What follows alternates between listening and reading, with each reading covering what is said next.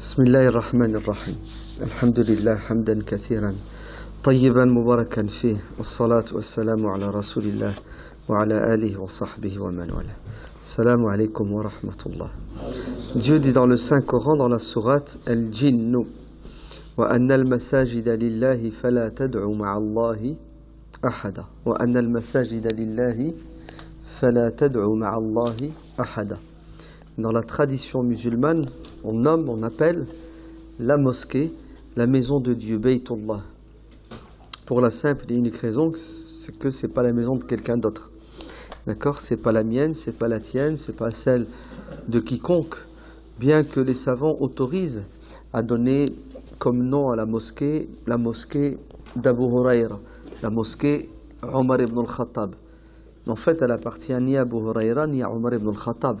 C'est juste une appellation pour la reconnaître, la distinguer, ou pour se remémorer des personnages illustres et importants.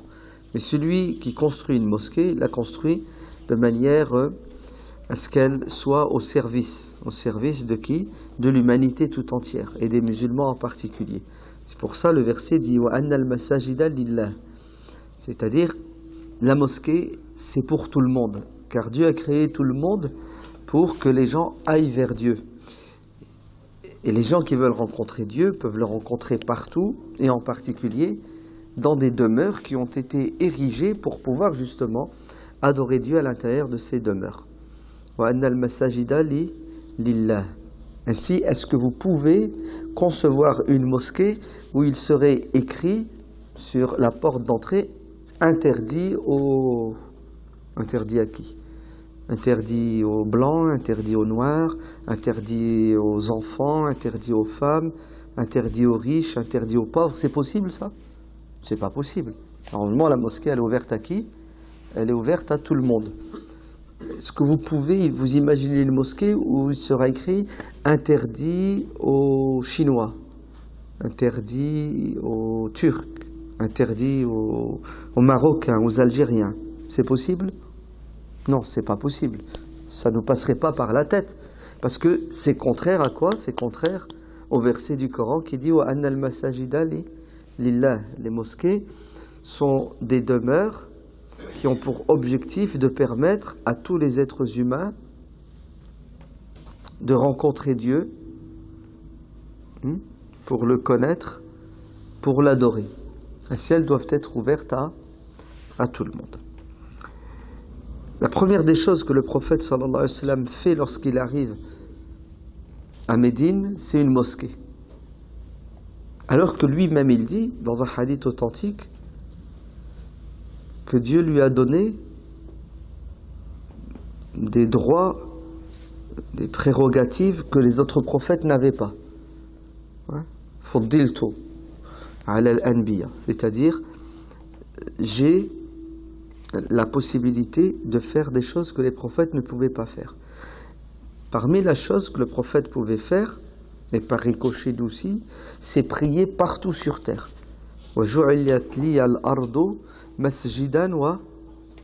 C'est-à-dire toute la terre est un lieu de prière. C'est-à-dire si vous voulez prier chez vous, est-ce que votre prière est acceptée? Elle est acceptée. Si vous priez sur votre lieu de travail, votre prière est acceptée. Donc pour que la prière soit acceptée, il n'est pas obligatoire qu'elle soit faite dans la mosquée. Alors qu'avant, les gens devaient prier obligatoirement dans les lieux de culte, les temples, les synagogues, les églises, vous les appelez comme vous voulez.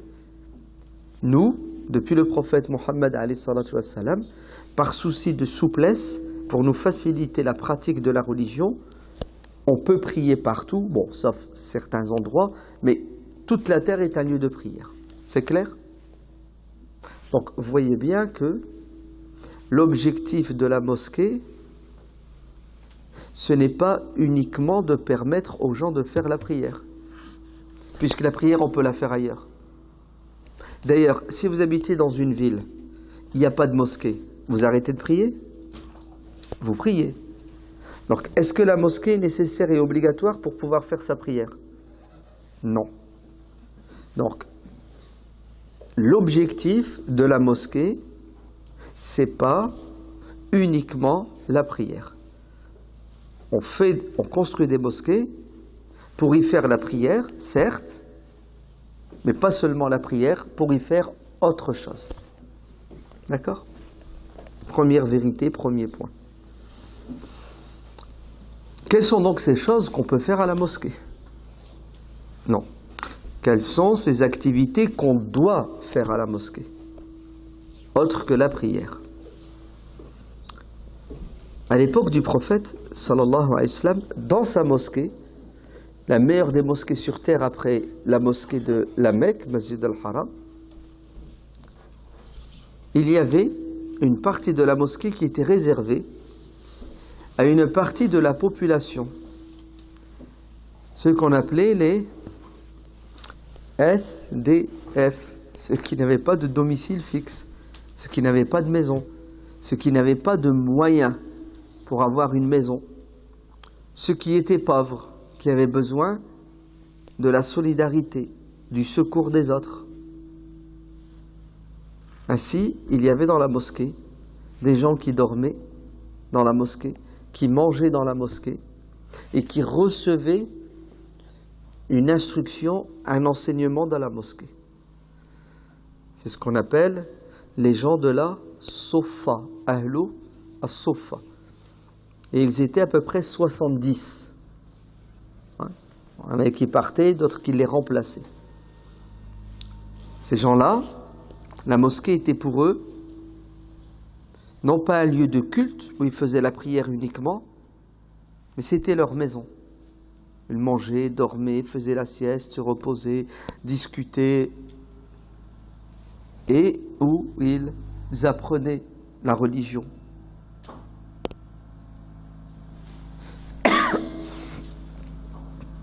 Parmi les gens qui vivaient dans la mosquée, un certain Abdurrahman ibn Sakhr, que vous connaissez tous sous le nom de Abu Hurayra. Abu Hurayra, ad-Dawsi. Abu Hurayra, radiyallahu anhu, c'est le compagnon qui nous a transmis le plus grand nombre de hadiths. Parmi tous les sahaba, celui qui va transmettre à ses élèves, aux tabi'in, le plus grand nombre de hadiths, c'est Abu Hurayra. Vous le savez? Très bien. Abu Hurayra fait partie des gens de la Soufa. Abu Hurayra dit, quand on lui a fait la remarque, comment se fait-il que tu n'as côtoyé le prophète que quelques années, 3 ans, alors que d'autres ont côtoyé le prophète pendant 10 ans, pendant 20 ans, et ils n'ont pas transmis autant de savoir que toi, autant de science. D'où te vient cette quantité de savoir prophétique? Abu Hurayra répond. Il dit, la plupart des compagnons avaient un travail, un boulot. Le matin, ils se réveillaient, ils faisaient la prière, ensuite ils partaient travailler. Et ils rentraient le soir. Ils revenaient à la mosquée faire la prière. Moi, je n'avais pas de travail. Et d'ailleurs, j'ai fait un choix.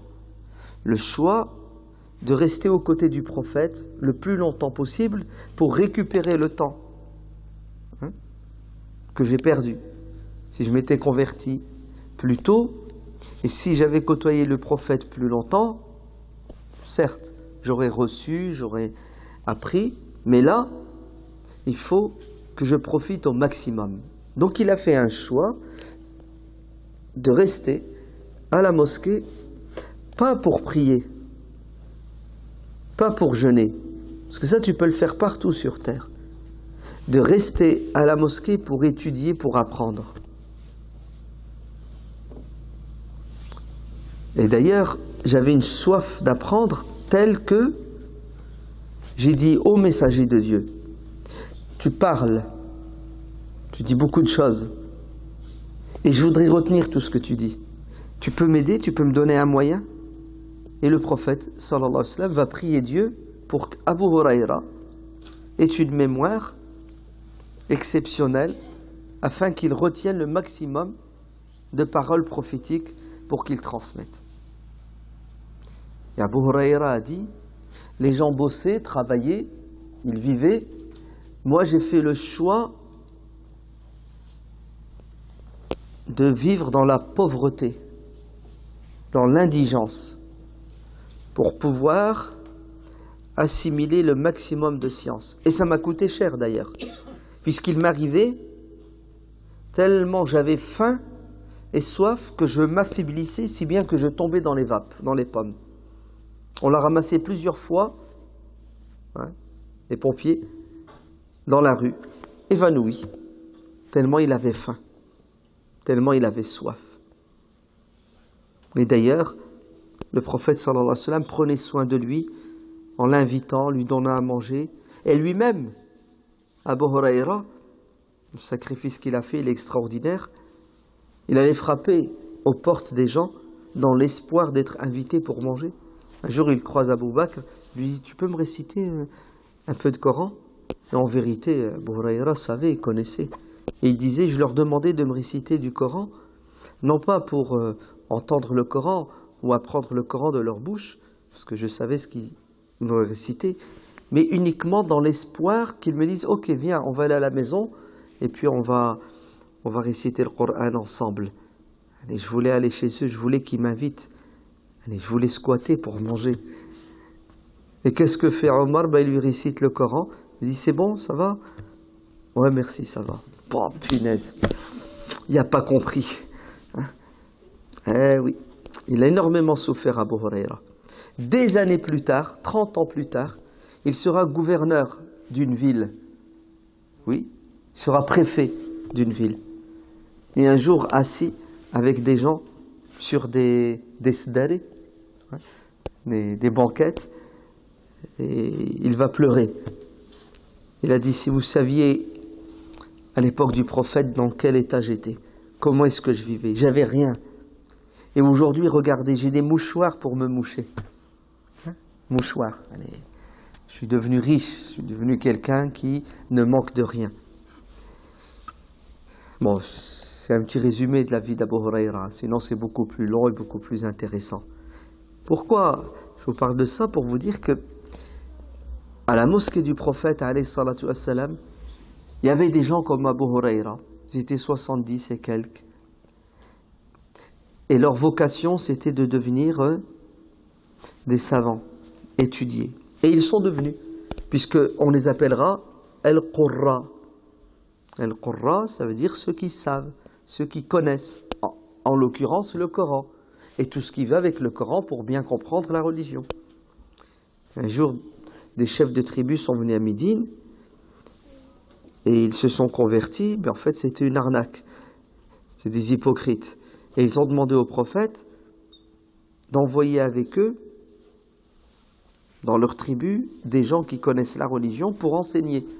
Et le prophète va envoyer avec eux les 70. Et sur la route, ils vont les massacrer. Ils vont les tuer. Il n'y en aura qu'un qui restera vivant. C'est ce qu'on appelle le massacre de Bir Maouna. Le prophète va être profondément touché, blessé par cette arnaque. Hein, ils l'ont arnaqué. Ils lui ont menti.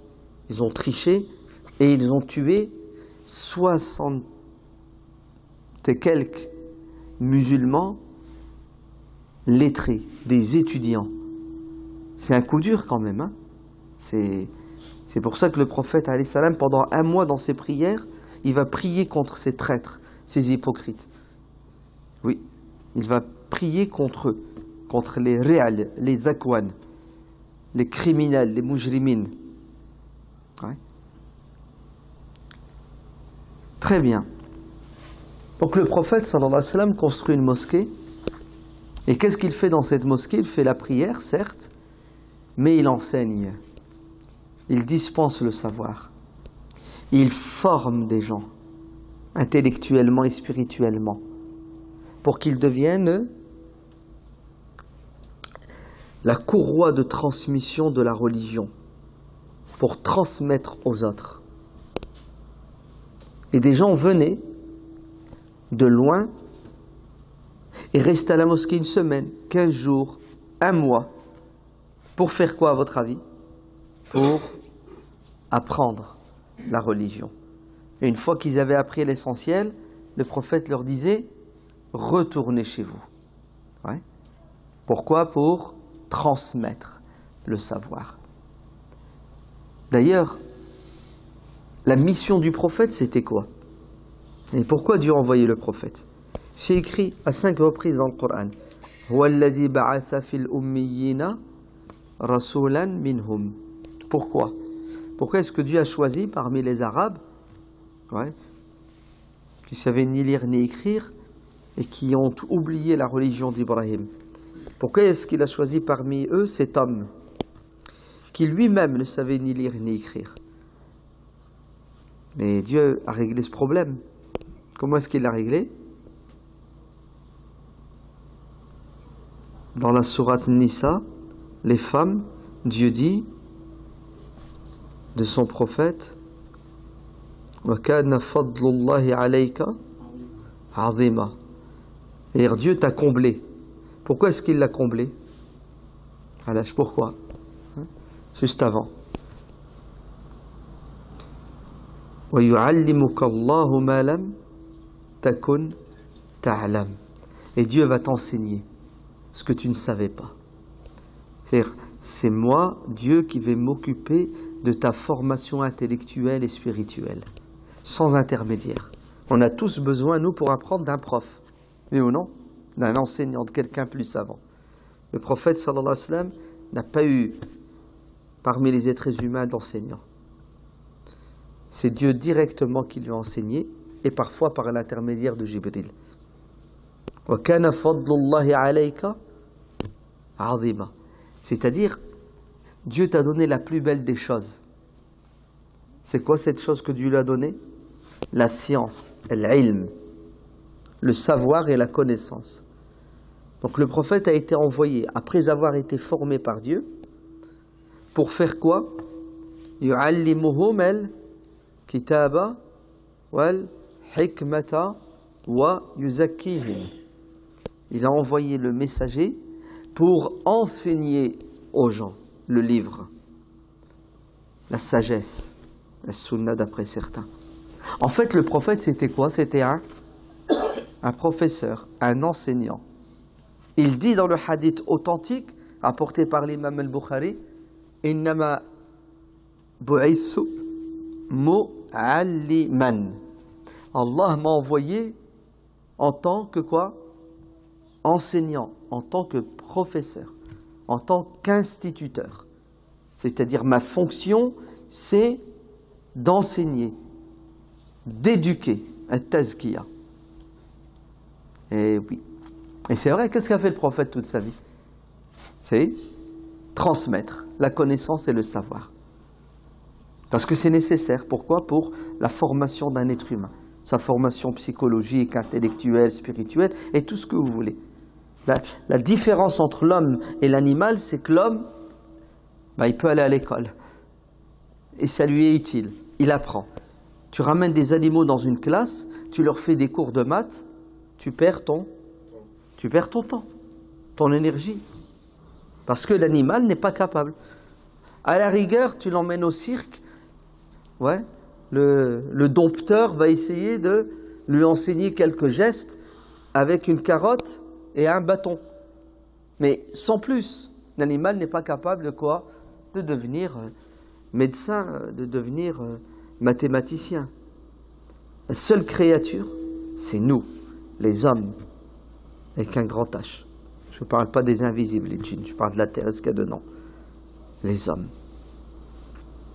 Et d'ailleurs, c'est quoi notre religion? Un livre. Et ou non? C'est quoi le din? Un livre, il est là-bas, regardez. Alif lam mim, zalika al-kitab. Huwa alladhi anzala alayka al-kitab. Kitab, kitab, kitab, sans arrêt. Ça veut dire quoi, kitab? Le livre. Même Coran signifie livre. Les versets, les sourates assemblés.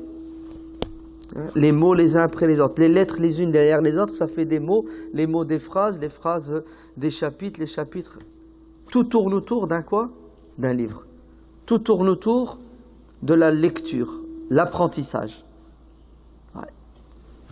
Donc, c'est quoi l'objectif de la mosquée? Pourquoi est-ce qu'on fait des mosquées? Pour pouvoir faire la prière?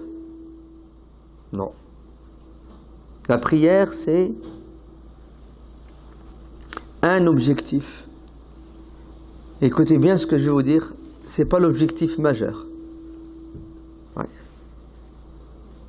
L'objectif majeur, le plus important, c'est de transmettre, d'enseigner, d'éduquer. Parce que la prière, tu peux la faire où tu veux. Elle est acceptée. Tu peux la faire en groupe, dehors, sur le macadam, sur la pelouse. D'ailleurs, allez en Afrique, vous allez voir. Allez au Sénégal, au Mali. Parfois, tu marches dans la rue, tu cherches la mosquée, on te dit, bah, elle est là-bas, la mosquée. Tu dis, où? Toi, tu t'attends des murs, un minaret. Tu sais c'est quoi?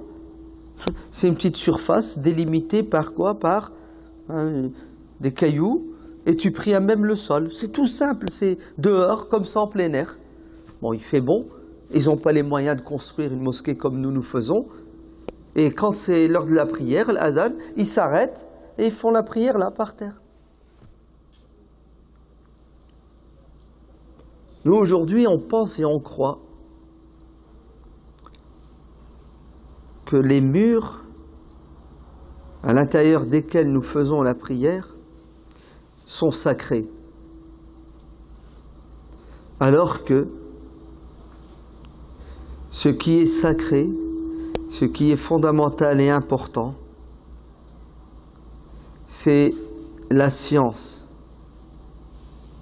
Car si tu fais la prière sans connaissance, peut-être que ta prière elle n'est même pas valable parce que tu ne sais pas la faire. Non? Combien de gens, subhanallah, font la prière et leur prière elle est nulle? Il y a un homme qui entre dans la mosquée, qui fait la prière, le prophète sallallahu alayhi wa sallam lui dit recommence, ta prière elle n'est pas bonne. Il se met debout, il recommence, mais il refait la même chose. Le prophète lui dit une deuxième fois recommence, ta prière est nulle. Il se remet debout la troisième fois et il refait la même chose. Le prophète lui dit recommence, ta prière est nulle. Et là il dit prophète, je vais arrêter de recommencer parce que c'est tout ce que je sais faire. Dis-moi comment je dois faire. Ah, enfin, t'as compris, allez viens. Je vais t'expliquer comment on fait la prière. En fait, il allait trop vite. Il ne prenait pas le temps de prier de manière posée, avec la concentration. Et le prophète, lui, donc vous voyez très bien que il ne faut pas s'arrêter à la forme. Il ne faut pas s'arrêter au décor. Le plus important, c'est ce qu'on va faire à l'intérieur de la mosquée. Et la chose la plus importante à l'intérieur de la mosquée, c'est l'instruction, l'éducation. Pour que tu fasses bien la prière, que tu fasses bien le ramadan, mais aussi pour que tu te comportes bien avec ton épouse, avec ton mari. Hein, l'objectif, c'est de venir à la mosquée, de se ressourcer. Comme ça, quand on sort de la mosquée, on est quoi? On est plus intelligent, on est plus croyant, donc on a un meilleur comportement. Et c'est ce que faisait le prophète, alayhi salatu wassalam. Les gens venaient à la mosquée et ils ressortaient toujours avec une plus-value intellectuelle et spirituelle. Et tu le vois à l'extérieur avec leur comportement. Mais si on fait des allers-retours à la mosquée, ouais, sans grandir à la mosquée, vous allez voir, les gens qui fréquentent la mosquée à l'extérieur auront des comportements de délinquants, de voyous, de gens malhonnêtes. Et d'ailleurs, ça existe, oui ou non? Ça existe. C'est parce que tu vas à la mosquée que, malheureusement, tu es quelqu'un de bien. Et généralement, c'est à cause de quoi? À cause de la mosquée qui ne fait pas son travail. Son travail de quoi? D'éducation, hein, de formation.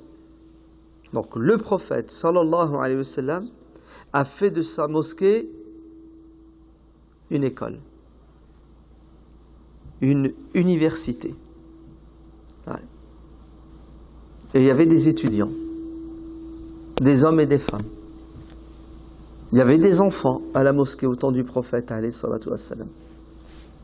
Pour faire quoi, à votre avis? pour apprendre. Et tout au long de l'histoire de la civilisation musulmane, écoutez bien, les mosquées seront des écoles et des universités. Ouais. C'est un complexe en fait.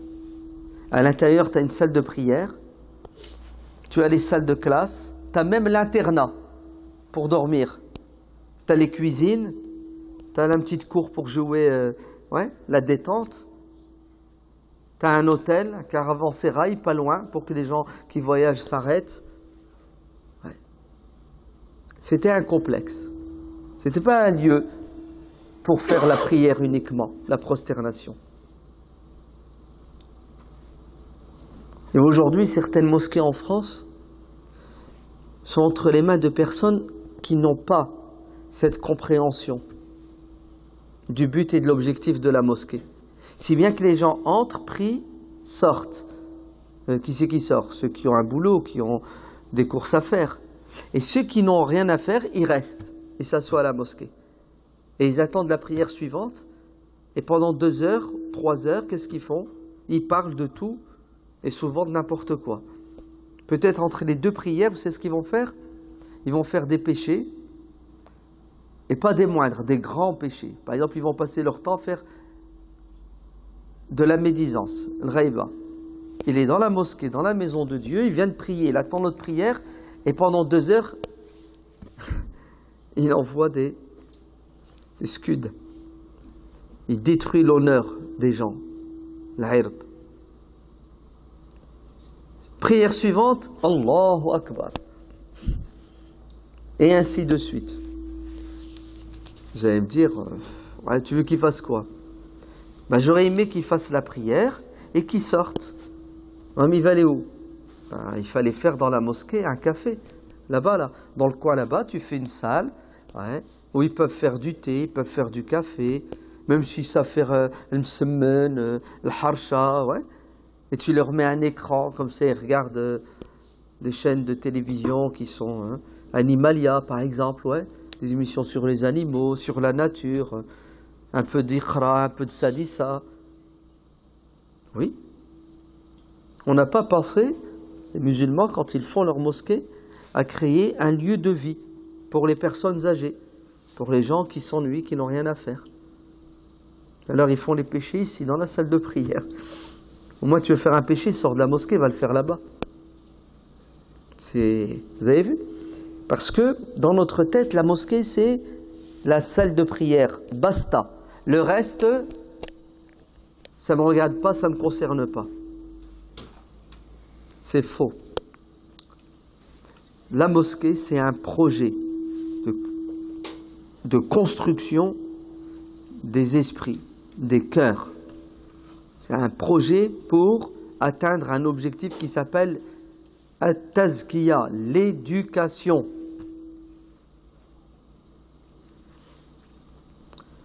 Et alhamdoulilah, ça va en s'améliorant. Dans les années 80-90, quand nos parents ont construit les mosquées à cette période-là, vous savez ce qu'ils ont fait? Ils ont fait la salle de prière, ils ont fait une salle d'ablution. Alors tu as toujours 20 toilettes et 40 robinets. C'est impressionnant la grandeur d'une salle d'ablution dans les mosquées. Parfois tu es choqué, tu te dis mais pourquoi autant de toilettes et de robinets? Et qu'on ne sait jamais s'il y a du monde. Mais allez, je vais voir du monde combien? 1 fois, 2 fois dans l'année pour tout ça?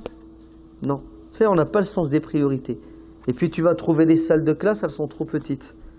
Les salles des ablutions, elles sont immenses. La salle de classe, le bureau, c'est trop petit. Parce que c'est une question de... chacun a son centre d'intérêt. Alors ils ont fait... Ils t'ont fait des salles de classe. Elles ne sont pas nombreuses, elles sont petites, elles ne sont pas adaptées. On a même vu au début, c'était des salles de classe avec des tapis. Donc les gosses venaient, ils devaient s'asseoir par terre. Tu imagines le gosse pendant 2 heures, 3 heures, il est assis par terre, alors que toute la semaine il est assis sur une chaise. Quel supplice! On n'est pas des Asiatiques. Chez nous on est sur des chaises, à l'école on est sur des chaises. Et c'était une torture pour les enfants.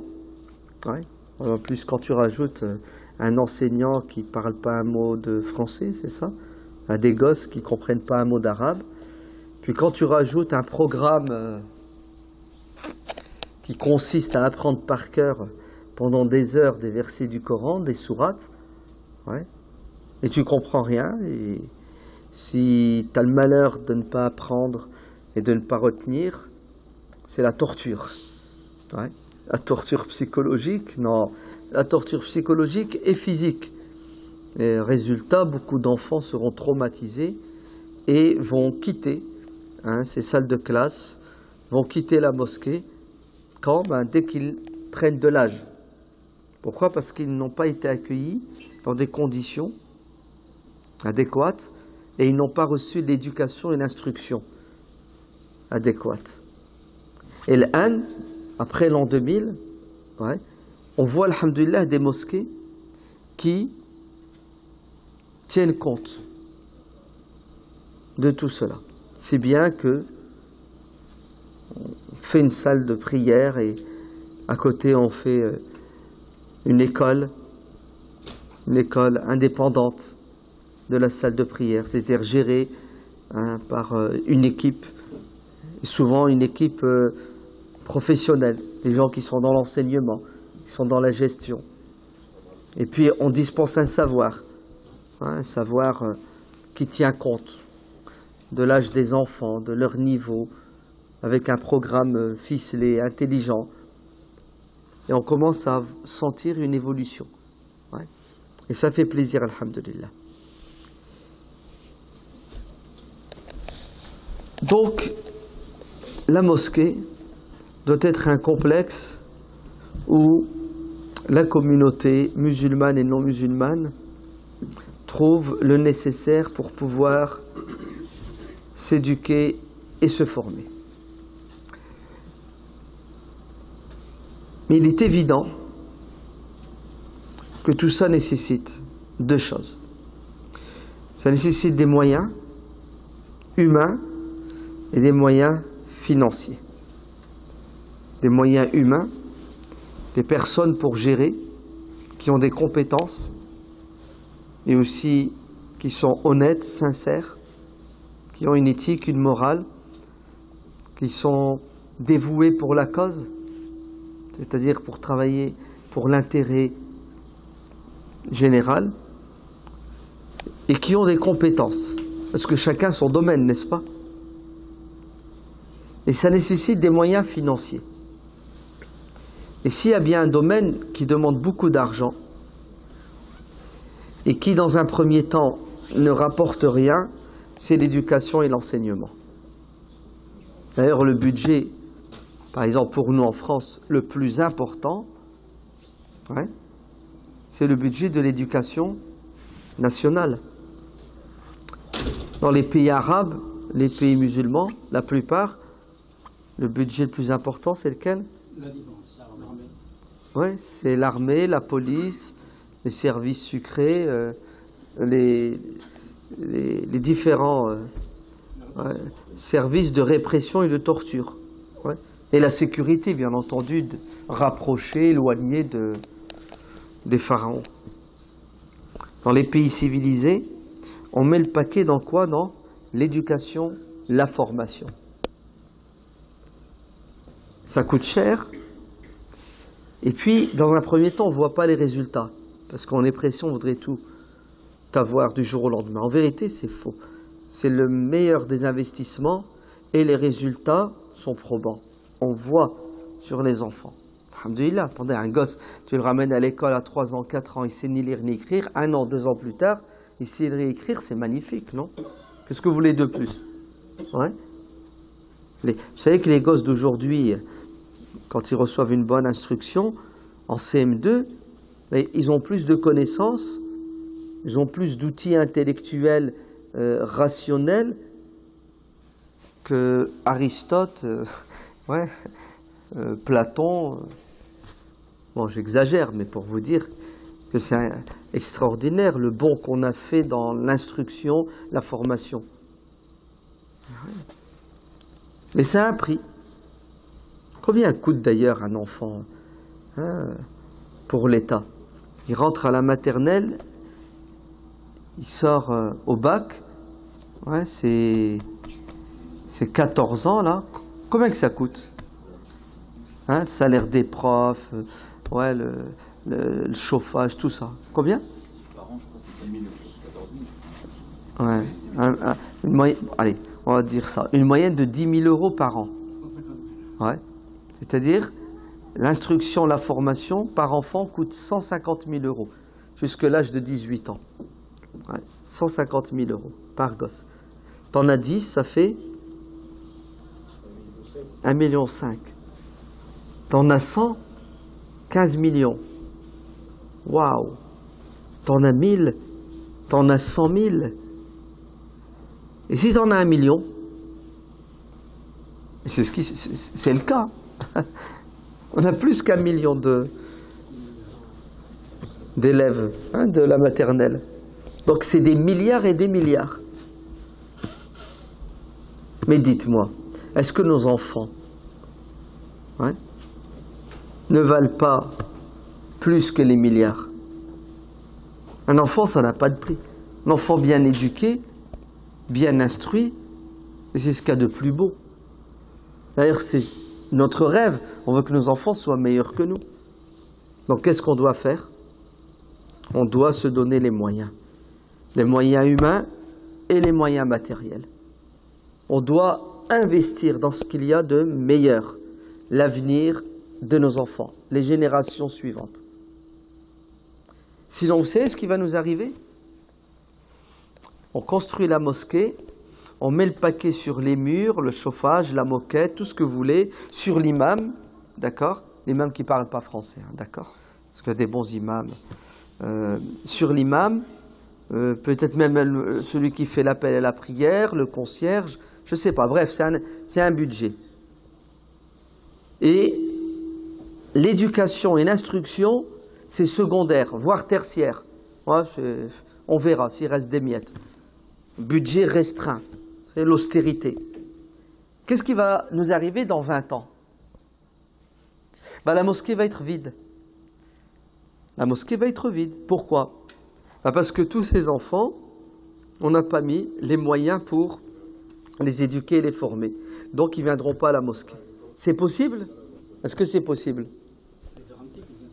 Non, c'est pas que c'est possible, c'est que c'est sûr que c'est ce qui va arriver. Et c'est déjà arrivé. C'est déjà arrivé. Vous savez, c'est arrivé où? C'est arrivé en Argentine. En Argentine, fin du 19e siècle, début du 20e siècle, les années 1910, il y a eu beaucoup de musulmans du Libye, de la Syrie, du Liban, de la Syrie, vous savez, du Cham, qui sont partis en Amérique, des Palestiniens en Amérique du Sud, de l'Amérique latine. Ouais. Et beaucoup en Argentine. D'ailleurs, l'ancien président argentin, qui s'appelait Carlos Menem. Hein, Carlos Menem. En fait, son vrai nom, c'est Carlos Mon'im. Ah oui, c'est un arabe. Ouais, c'est un métis. Carlos Mon'im, d'origine libanaise. Mais il a été intégré, c'est ça? Il a été assimilé. Désintégré, en fait. Ouais. Pourquoi? Parce que les parents, quand ils sont arrivés, ils ont vite construit quelques salles de prière, des salles de prière, pas d'école, pas de formation, pas de projet. Les parents sont restés musulmans parce qu'ils sont venus l'été déjà, et leurs enfants leur ont échappé. Parce qu'ils n'ont pas su les retenir dans le giron de l'islam avec des structures à la hauteur pour leur transmettre le savoir. Résultat, ces salles de prière, à un moment donné, elles se sont retrouvées vides, fermées. De temps en temps, tu as un vieux à la retraite de 70 ans qui vient, qui l'ouvre, qui se recueille et qui sort. À la différence de nos frères musulmans de l'Inde, au XIXe siècle, quand ils ont fait l'hégire, ils ont quitté la région du Gujarat, le nord-ouest de l'Inde, pour des raisons commerciales. Ils se sont installés, entre autres, dans une île qui s'appelle l'île de la Réunion. Ça vous dit quelque chose, l'île de la Réunion? C'est un département français, hein, dans l'océan Indien. Ces musulmans-là, quand ils sont arrivés à l'île de la Réunion, la première des choses qu'ils vont faire, avant de construire leur maison, vous entendez, avant de penser à leur confort matériel, la première des choses qu'ils font, c'est se réunir, cotiser pour construire quoi? Une mosquée. Une mosquée et une madrasa. Voilà, madrasa ça veut dire école. Les deux ensemble. Pourquoi? Parce qu'il faut éduquer nos enfants. Il faut instruire nos enfants. Et ça a marché. Ça a marché. Vous allez là-bas, chaque mosquée a son école. Quand je dis une école, c'est une école. Hein. C'est des salles de classe, c'est une cour, c'est un terrain de basket et de foot, c'est 20-30 enseignants. Vous avez même là-bas la première école privée confessionnelle musulmane. Elle est née à La Réunion. Mais toutes les mosquées ont leur madrasa. Ils ont même un système incroyable, c'est que l'enfant, le matin, avant d'aller à l'école publique, laïque, il va d'abord à l'école privée islamique.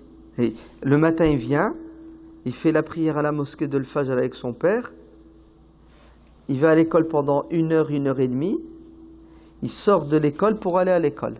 Il va à l'école de la mosquée, la madrasa, il va faire 1 heure de Coran, 1 heure de Sira, 1 heure de quelque chose, et de là, il va à l'école. Le soir, il sort de l'école publique, il repasse à la mosquée, il fait sa prière, il fait 1 heure de cours et il rentre chez lui. Ouais. C'est bien pensé quand même, c'est intelligent. Ouais. C'est parce que ces gens-là ont compris dès le début que l'instruction, l'enseignement, l'éducation, c'est ce qu'il y a de plus important. Si on rate nos enfants, on a tout raté. C'est pour ça, ne vous trompez pas, Allah barik fikum. Vous avez fait une très belle mosquée. C'est beau. Enfin du travail d'arabe. Du vrai travail d'arabe. C'est beau, c'est bien fait, c'est bien pensé. Mais attention, on a vu en France des mosquées aussi belles que les vôtres, plus belles que les vôtres. Ouais. Elles ont vu le jour, on était hyper contents. Et vous savez ce que ça donnait comme résultat? Des disputes. Ah oui. Des disputes. Voire même la communauté, elle était soudée avant, elle s'est divisée. Pour 1001 mauvaises raisons. Et aujourd'hui, vous avez certaines mosquées, plus grandes et plus belles que les vôtres, je vais être dur et méchant, qui ne servent à rien du tout. Tu rentres, c'est beau, tu regardes, tu dis Masha'Allah. Non, il ne faut pas dire Masha'Allah. Il faut dire que c'est triste, Ya Allah. Pourquoi? Parce qu'elles sont vides. Sauf pour les 5 prières. Il y a des gens qui viennent prier et qui sortent. Il n'y a pas d'enfants, il n'y a pas d'école, il n'y a pas d'éducation, il n'y a pas de femmes. Il n'y a rien. C'est on ouvre la mosquée, rentrez, priez, sortez, on ferme la mosquée. Quel gâchis! C'est du gaspillage. Des millions d'euros pour venir faire la prière et sortir. Ça n'a pas de sens. À la rigueur, tu mets des millions d'euros pour que les enfants rentrent et sortent de là plus intelligents, ouais, plus musulmans dans leur comportement, leur foi, leurs pratiques rituelles. Ça, c'est un bon investissement. Mais sinon, ça ne sert à rien. Il y en a en France, hein? Oui, des très grandes mosquées. C'est des chefs-d'œuvre de l'architecture. Mais il n'y a aucune construction intellectuelle et spirituelle. Voilà. L'erreur. Pour la simple et unique raison, c'est que ces mosquées ont été construites et pensées par des gens, peut-être qu'ils n'ont pas d'enfants. A'oudou billah. T'as pas d'enfants? On a tous des enfants. Si ce ne sont pas les miens, ce sont ceux de mon frère. Et ce sont mes enfants, puisqu'on est tous des frères, oui ou non? Je dois penser à tes enfants comme je pense aux miens. L'éducation de tes enfants, c'est mon souci. Parce que si tu rates tes enfants, c'est comme si j'ai raté les miens. D'ailleurs, si tu les rates, ils vont venir me casser les oreilles, tes enfants. Non? Et dans la société, on va tous payer la facture des générations qui grandissent et qui ne sont pas éduquées. D'ailleurs, vous, bon, peut-être pas ici chez vous, vous êtes une ville assez sympa, mais il y a certaines villes en France, surtout dans ce qu'on appelle les banlieues, où tu vois les petits musulmans qui n'ont pas été à la mosquée, qui n'ont pas réussi à l'école, qui sont dans l'échec scolaire, l'échec religieux, l'échec social et tout ce que vous voulez comme échec. C'est pas une catastrophe? Non? C'est pas... Ils foutent pas le boxon. Ils gênent pas tout le monde. Ils gênent tout le monde. Ouais. Donc attention, attention. Ne trahissez pas. La mosquée, en restreignant son champ d'action, son rôle et ses objectifs. La chose la plus importante que vous devez faire à la mosquée, c'est éduquer et instruire. D'ailleurs, vous devez investir le maximum de moyens humains et de moyens matériels. Ouais. Et si je dois faire un choix entre un budget restreint et un budget plus important, entre l'école et la mosquée, c'est l'école qui prend le budget le plus important. La mosquée, c'est secondaire. C'est-à-dire, si la facture de chauffage est trop importante, il faut fermer une partie des radiateurs, je ferme ceux de la mosquée où les gens prient et je laisse ceux de l'école. Ouais. Parce que la prière, c'est 5 minutes, 10 minutes, un quart d'heure. Et même, t'as froid, ben ne prie pas à la mosquée.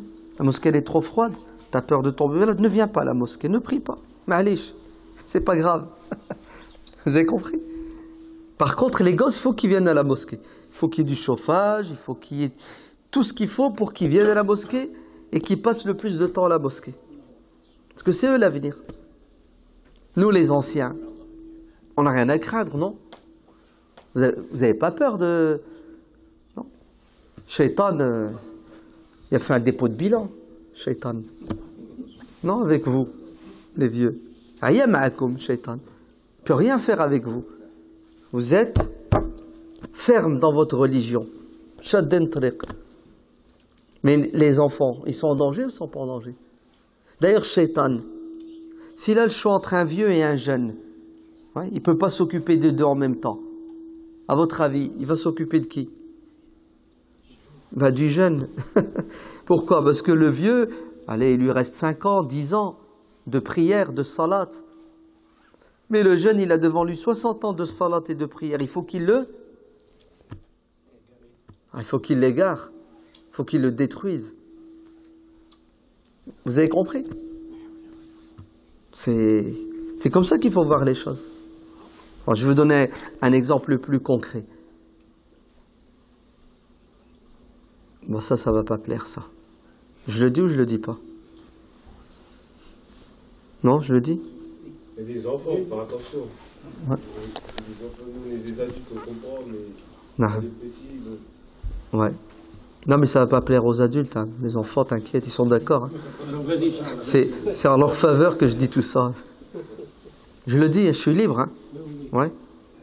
Il n'y aura pas de perquisition, d'assignation en résidence, non? Ni de torture. D'accord. Si par exemple, je dois faire un choix, cotiser pour la mosquée ou cotiser pour l'école. Allez, 30 € ici, 30 €. Je ne peux pas donner 60 €, je dois donner que 30 €. Ouais, c'est l'arabe, voilà. Période de crise. Alors, quel est le choix que je dois faire? L'école, bien sûr. L'école. Ben, y a des musulmans qui bloquent encore. Hein. Ah non, jamais. La mosquée. Non. Eh oui, c'est une vérité, une réalité. Parce que l'éducation, l'avenir des enfants n'a pas de prix. Allez, regardez, je vais vous le dire autrement. Si on n'a pas le choix, c'est soit on ferme la mosquée ou on ferme l'école. Hein, il faut fermer l'une des deux pendant 1 an, pour des raisons financières. Je ferme la mosquée ou l'école? Je ferme la mosquée direct. Mais il ne faut jamais fermer l'école. Parce que si les gosses, pendant 1 an, ils n'ont pas l'école, ils vont aller à une autre école. L'école de Shaitan, Internet. Ouais. Facebook, Twitter. C'est pour ça, ne rigolez pas avec l'éducation et l'instruction des enfants.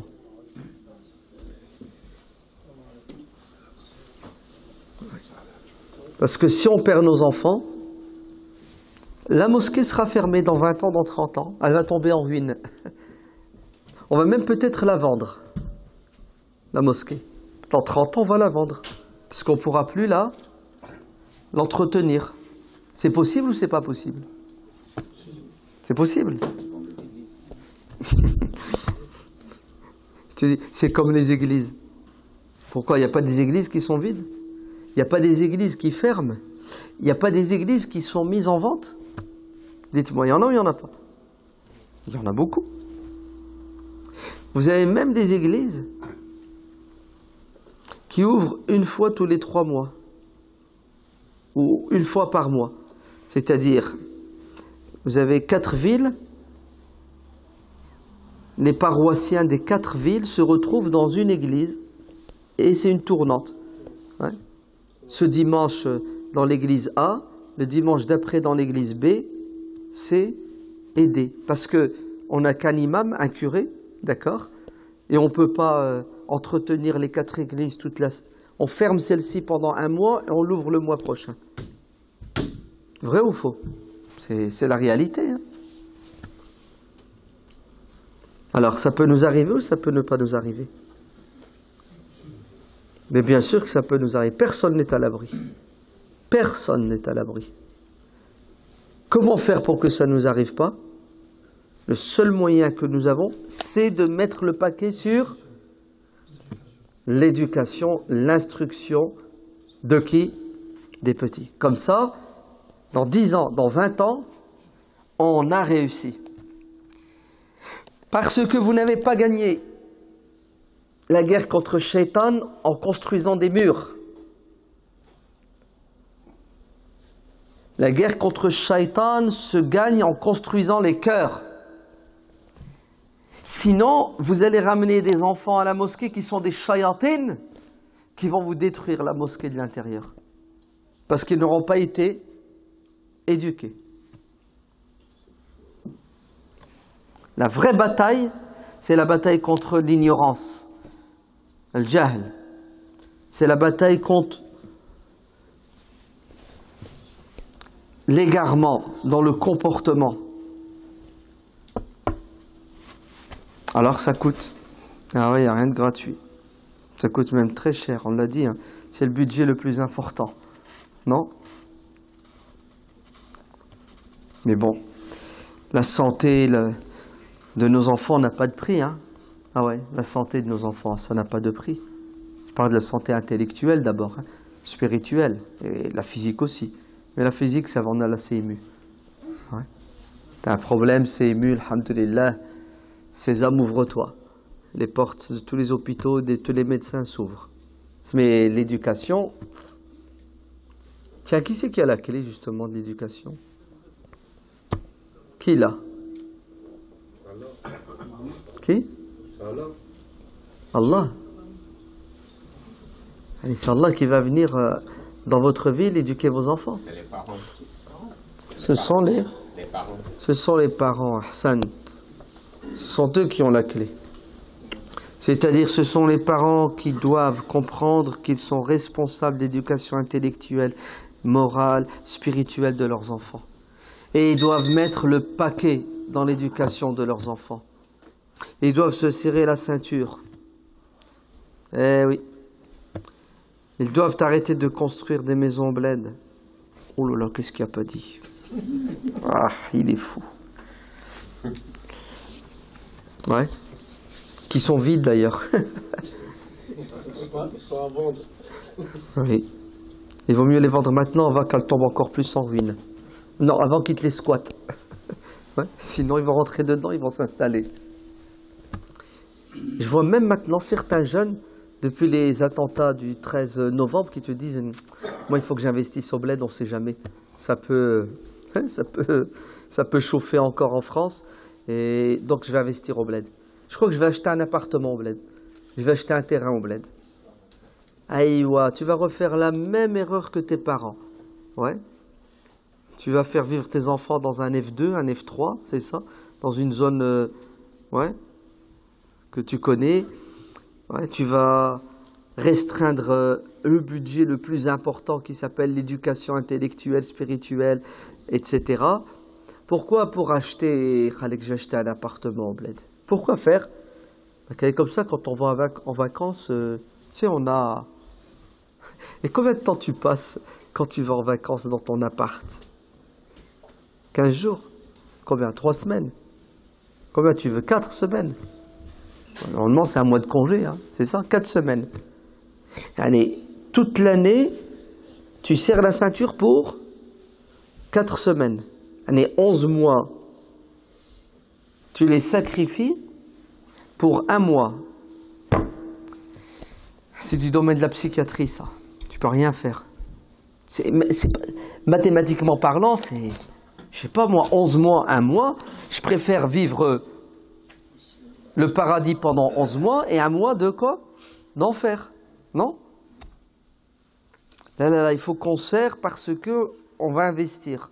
On va le payer en 3 fois, 4 fois. Investis dans l'éducation de tes enfants. C'est ça le vrai investissement. Et va passer des vacances avec tes enfants juste là. Fais 50 km, ouais, tu loues un gîte à 200 € la semaine, 300 €. Wallah, c'est moins de soucis. C'est beaucoup plus beau, non? Vous ne trouvez pas? Je suis en train de casser le business des autres, mais bon. Moi, c'est ça qui m'intéresse. Wallah, c'est l'avenir des enfants. Et c'est triste quand tu vois des musulmans qui mettent tout ce qu'ils ont comme moyens humains, physiques, dans la construction des murs des mosquées. Et l'éducation et l'instruction, pour eux, c'est secondaire. C'est malish. Ou des parents qui mettent l'argent dans la construction de maisons et d'appartements et ils ne mettent pas l'argent dans l'éducation de leurs enfants. On va tout perdre, nos maisons et nos mosquées, le jour où on perdra nos enfants. Donc Allah yabarak fikoum, sachez investir vos personnes et vos moyens dans ce qui est le plus important. Ça n'a pas de prix. Je ne me souviens plus comment il s'appelle. Peut-être. Je ne sais plus. Non, je ne vais pas dire ainsi. En tout cas, c'est Ar-Rawasi. Comment exactement, je ne sais plus. Bon, bref. C'est l'histoire d'un savant musulman de l'Asie. Vous savez, là-bas, l'Afghanistan, l'Ouzbékistan. Il y a très longtemps. Il y avait un gosse, il devait avoir 7 ans, comme ça. Ouais.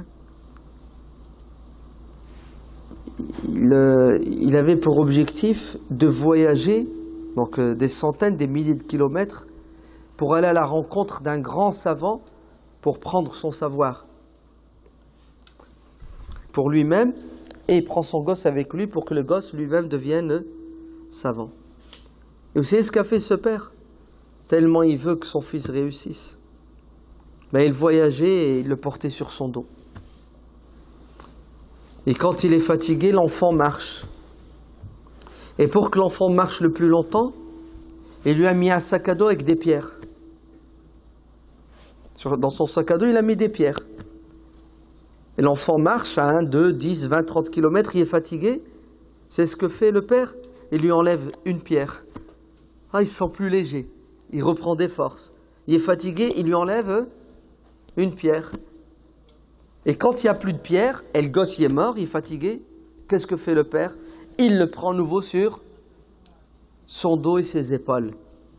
Pourquoi? Pour atteindre son but et son objectif. Alors, est-ce que son enfant et son fils est devenu savant? Oui. Parce que le père a mis le paquet.